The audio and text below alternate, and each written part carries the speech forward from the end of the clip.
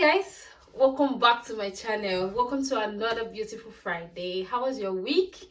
I hope you had a beautiful week. To my darling subscribers, thank you so much for your support. Thank you for being there. Thank you for your comments, liking. Thank you for engaging my posts and my videos. I genuinely appreciate them. I'll never get tired of saying thank you to you guys. God bless you. I love you. And if you're new here, hello, hey, hi, welcome. I'm so happy to have you here. Thank you for watching this video. Please make sure to watch it till the very end. It means the world to me. Remember to give it a thumbs up. Remember to click the subscribe button, turn on your bell notification, and most importantly, please share the video with people that you know might be coming to the UK or are intending to relocate to the UK. You'll definitely find find my channel helpful. So let's go right into today's video. In today's video, guys, I'm explaining the types of accommodation you get in the UK. So there are different types of accommodation in the UK basically, and for international students, one of the most important things to anybody's where they will live. You want that safety, home away from home, so you are confused, you want to know all the kind of options available to you, then this is the video for you guys. So first of all, guys, to get an accommodation in the UK can be a little challenging. I'm not even, especially in recent times that immigration has has gone has skyrocketed, and so many people are coming in, so accommodation is getting tougher and tougher to get. But it's obviously you definitely get a place if you're an international student coming in. So I hope that this video helps you know the options that you have and making the most of it in your house hunting or accommodation hunting journey. First of all, it's important that you know that this video is as a result of my research, my personal research, and my findings from being an international student myself, and gathering information off the internet and people's experience and my own experience. So that's what I'm sharing for. It is definitely not an exhaustive it is definitely not an exhaustive list. So always do your own findings before you take my word for it. Definitely take my word for it but do your own findings also. You just might get something cheaper, but my goal is to just help you with the basic information you need to get started right away. So as an international student, to get accommodation can be a little tricky. So there are two main options for you: school accommodation and private accommodation. So we're going to break it all down. So school accommodation, if you are a student, you are young, single, coming alone, yes, it's good, you can consider school accommodation. However, for school accommodation, you just pay your whatever it costs. Usually they require that you pay for the whole year. For school accommodation, they require you to pay for the whole year, or maybe in tranches of 3 months or 6 months, but they won't let you pay just per month or something, the way it is in private accommodations. So you want to put that at the back of your mind if you're considering school accommodation. But school accommodation is also great because obviously you get to live with your fellow students, dorm life, school life. You're definitely close to school because school accommodations are usually very close to school. So you're definitely close to school, and you're probably in the area, you are able to make more friends because of school accommodation. So it has its own advantage. So if you're a young person, you are able to afford school accommodation, I would advise you to definitely go for it. But then if you are a student, you're an international student with dependents, you're coming with maybe your spouse, or you're coming with your spouse and children, or you're coming with your child or children. First of all, I doubt any school has accommodation for international students with family, unfortunately. Well, I'm sure my school does not have accommodation for them. So what they tell you is, oh, okay, we don't provide accommodation for families, so you have to sort yourself, aka on your own. So you have to sort yourself, and you have to get accommodation by yourself. And I know that one of the first questions people ask me when they are on this journey is, oh, how do I get accommodation? Is it easy? I don't want my children to be stressed. I don't want to be stressed, blah blah blah blah blah. So we're going to get into the type of accommodations available and the kind of options for you right now. So all of this comes and falls under private accommodation, because if you are not using the school accommodation, then you have to opt for private accommodation. So also note that this rate that I'll be calling is in no way representing London, because I have not lived in London. London is an expensive city, and if you really want to know about London, you're just a research away. But then I feel like most of these rates that I'll be calling and types of accommodation I'll be calling, you'd is almost the same in every other city outside London. Some are lesser, some are slightly higher, but then it's like an average, so it gives you an idea what to expect, and per the type of accommodation that is available. So your city, it's dependent of getting an accommodation at this price is dependent on your city, is dependent on where you are. But outside London, accommodation are usually consistent. You get, like, they're consistent. They usually cannot pass a certain amount, because there are regulations. You cannot just wake up one day and begin and decide to make your house super expensive.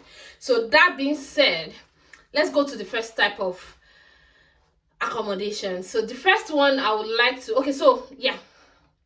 before I go to the first type of accommodation, I want you to know that accommodation in the UK comes two ways.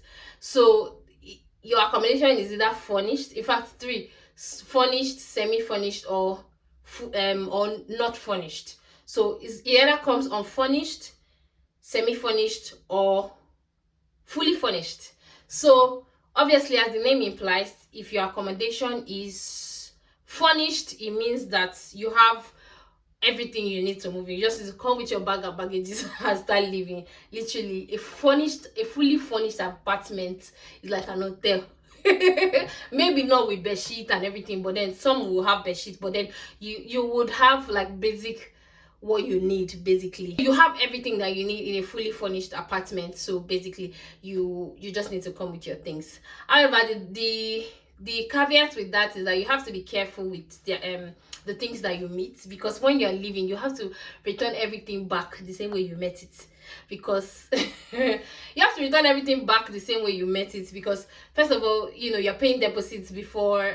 Okay, I'll come to that, but yeah, you have to return everything back to the way you met it. So in a fully furnished apartment. Secondly, semi-furnished means that you have the basic things, like there's a wardrobe, there are chairs, maybe no TV, no, but there's bed, there's no bed sheets, there's no germs, and so that's semi-furnished. It has like bits and pieces of the things you need. So if your landlord has if you get a semi-furnished apartment, the things that you met in that apartment, you still have to make sure you maintain them and you return them the same way when you are leaving. So you have to be careful in semi-furnished apartments also. However, unfurnished apartments, this is my personal favorite, and I'm going to tell you why. Unfurnished apartment is just an empty apartment. You do not need to, like, they do not provide you with any, like, they do not provide you with furnishings or anything. Basically, you get empty apartments. And for most of, I'm saying most because I've seen extremely unfurnished apartments in this country. For most unfurnished apartments in the UK, the kitchen usually comes with washing machine,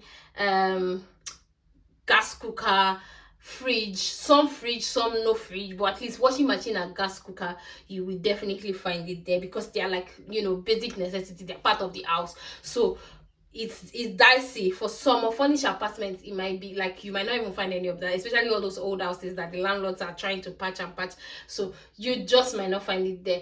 But for most of them, you'll find washing machine at least, and a gas cooker in unfurnished apartment. For some you find fridge, for some you won't find fridge, which is still fine. So I just want you guys to bear this at the back of your mind while I start to talk about the types of private accommodation. So the next thing to note is that when getting an accommodation, a private accommodation, you are required to pay an initial deposit and your first month rent. So an initial deposit is what you would like to call maybe caution fee, or just deposits.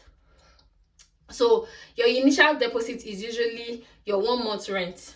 So that means when you are getting your first house, you are paying 2 months, but you're technically 1 month is initial deposit. The other month is your 1 month rent. So the next month you'll be paying monthly. So I hope that makes sense. Although for some houses they might require, especially if you're a new immigrant and you don't have living experience in the UK, they might require you to pay 3 months upfront just to prove yourself that you're able to pay, because landlords are careful not to take people that will not be able to pay, because there are so many rules around housing here. Landlord cannot just come and evict you baselessly. They can't tell you, they can't give you quit notice. Basically, they honor their contract and you also have to honor contract, but that's not the talks for today. So just be aware that you pay initial deposit of your house. That's the same amount you're paying for your rent. For instance, let's say your rent is £450, so that means you pay £900.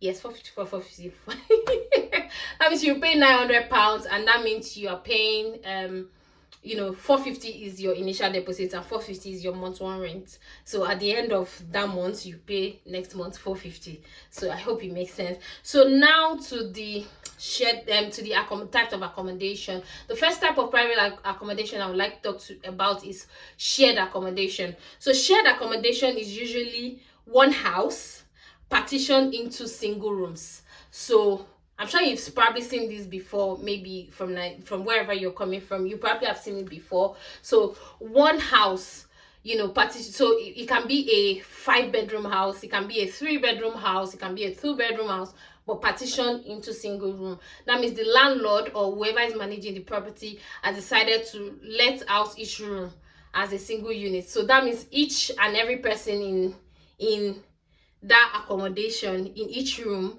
has paid the initial deposit and has paid a full rent. Do you understand? So that means that everybody is your room you are paying for. Then you have a common living area, a shared living area like the living room. So this kind of accommodation is good for single people and obviously newly married people that are trying to just settle in first and then finally get a better place. So if you are newly married and it's you and your husband, you can still take this kind of accommodation for a start and just to get your balance, and it's not bad at all. However, the downside of an accommodation like this, in fact the downside of houses in the UK, is that almost all houses have one toilet, and I know that people are very finicky about toilet. They are very, very particular about toilet sharing and all that. Unfortunately, almost all houses in the UK have one toilet. So in a shared accommodation, shared apartment, you most likely will be sharing one toilet at the most, especially those ones that have like 5 bedrooms. The landlords are usually kind enough to do another bathroom downstairs, so maybe 2 for 5 people or 6 people, and that 5 people might be 2 in the room. That means 10 people. So that's the downside. And then of course you share your kitchen, but apart from that, your room, your privacy is that's your privacy. Every other thing is shared. So the next type of accommodation is studio apartments. I'm sure it's not new. You're not getting studio for the first time. So studio is basically a room that is fully furnished. So a studio is basically a room that is fully furnished. It includes a living space, a kitchen. Usually the living space and the kitchen are attached together. Even the room might be attached together in some spaces, so everything is like all in one in a studio. It's just not like in a proper studio self, everything is in one. Your bed is in one corner, two chairs in one corner, and then your kitchen in one corner. Then you have your bathroom and toilets in that's the only door you have, basically. And then this kind of accommodation is very, very good for people that look for privacy from the start, and they just want to be by themselves. And you find studios ranging from £400 to £600. It might be expensive, it might be more expensive, and then I doubt you get a studio lesser than £400, but then it just might be more expensive than £600. But yeah, so a studio is a good option to consider. And I think people that should consider this as single people. Obviously, single people can fit into any accommodation. So single people, married, newly married people, and maybe married with a baby, that might be tricky though. But yeah, married with a child, or just one child, yeah, it still is manageable, so, or single parents with one child, yes, it's still reasonable. You can manage a studio apartment. So the next accommodation is a one bedroom flat. So a one bedroom flat is usually, as the name implies, one bedroom. There's a living room, there's kitchen. So usually the kitchen and the living room can be together or not, depending on the structure of the accommodation. But a one bedroom flat is just, the room is separate from the living area. So that qualifies a one bedroom. And people that can consider living in a one bedroom accommodation are, like, obviously every other person, single, newly married. Oosh, perfect for you guys. So you get one bedroom flat from 500 to 700 pounds thereabout. So usually, maybe if you are lucky in a very good area, you can get at 450 pounds. But I doubt, with this, in this day and age, that everything is not very expensive here. So just budget like 500 to 700 pounds. It just might be more depending on the area. If it's at city center, it might be more, but if you're lucky, you'll find within that rate. So budget that amount. Then the next kind of accommodation will be two-bedroom accommodation. Obviously, as the name implies, I don't need to go into too much details about two-bedroom accommodation. And obviously, that two-bedroom accommodation is perfect for family. For two-bedroom flats, you can use it for a family of 4, or or a family that is bigger, maybe 4, 5 or 6. Maybe if they are all the same sex, yes, they can stay in the room. But children of opposite sex are not supposed to be in the same room, ideally.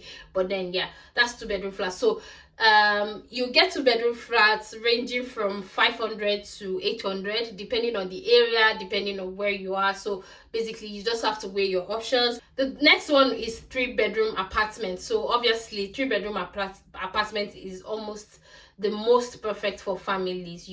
As a single person, you generally don't need three-bedroom, except you have other business. Even as a newlywed, I think three-bedroom is too big for you. In this space is better. Even if you don't have anything to do with your money, you should get a one-bedroom or two-bedroom max. Maybe you want to have guests. But I would advise, so I think that it's three-bedroom is perfect for family of any size, basically, that you're just starting.